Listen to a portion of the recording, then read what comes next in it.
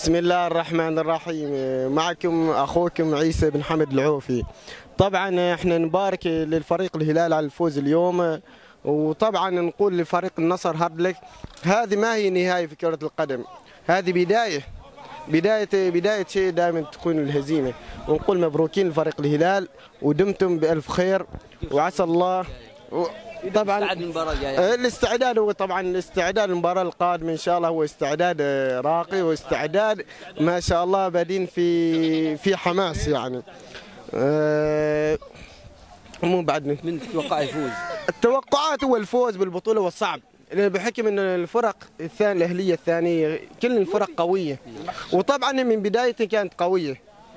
وكيف الجمهور؟ والجمهور ما شاء الله كان جمهور راقي، جمهور جميل، وخاصة من فريق الهلال كان جمهور متفاعل مع ساحة الملعب.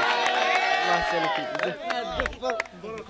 والمباراة القادمة طبعا تجمع طبعا الاستعداد مع البادئ كان استعداد يعني ما كان هو استعداد ما شاء الله، استعداد الظاهر منهم انه استعداد قوي ان شاء الله. ما اعرف. ما اعرف